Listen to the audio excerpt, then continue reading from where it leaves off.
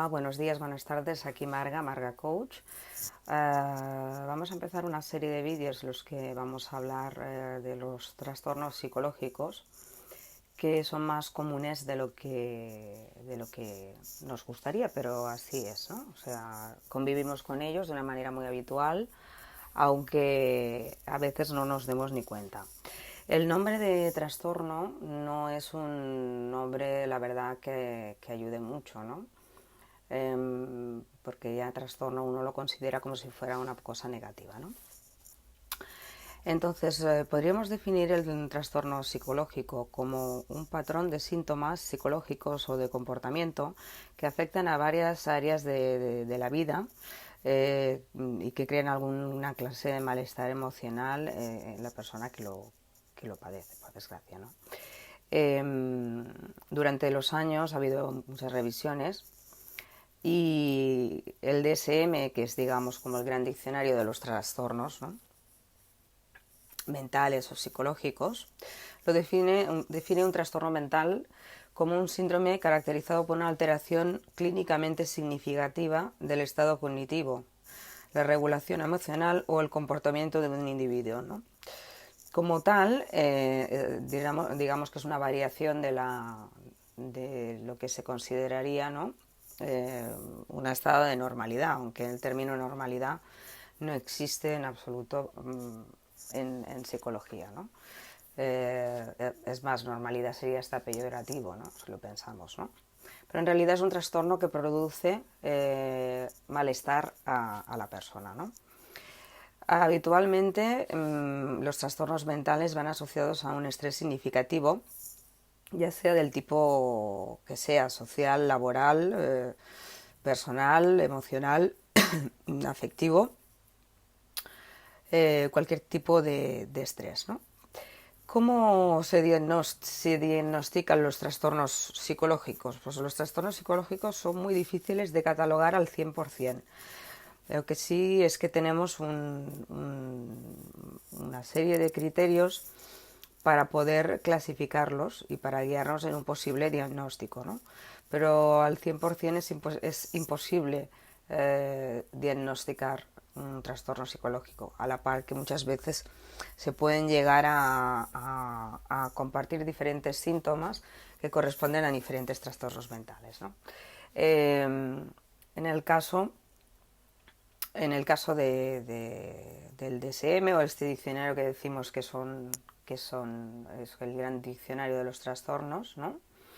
Se pueden determinar por un conjunto de síntomas y comportamientos que se cumplen, pues el diagnóstico más aproximado a lo que sería, pues, las características que nos están dando esta sintomatología, ¿no?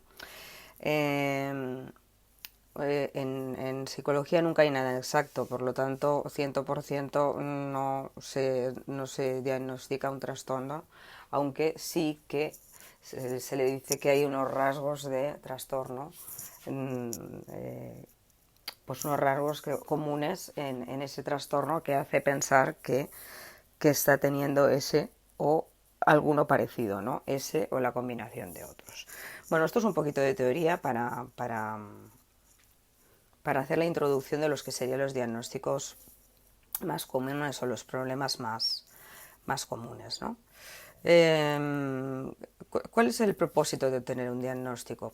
Si bien algunas personas pueden evitar la búsqueda de un diagnóstico por tema del estigma social, siempre del tema de que nos cataloguen, pues, personas que no estamos bien, la obtención de un diagnóstico es una parte esencial de la búsqueda del plan para hacer un tratamiento efectivo. Pero ¿quién va a ir a buscar un trastorno? Ese es el problema, ¿no? El estigma siempre nos tira para atrás. El diagnóstico no trata solo de aplicar a una etiqueta al problema. Por otra parte, el diagnóstico de un trastorno mental no siempre equivale a una necesidad de tratamiento.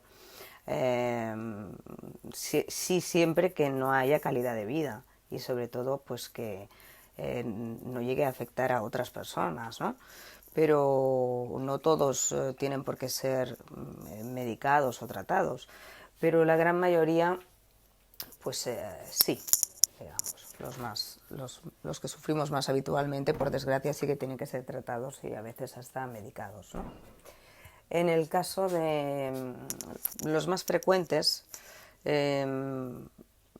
las investigaciones más recientes han revelado que los trastornos psicológicos son mucho más frecuentes que lo que anteriormente se creía.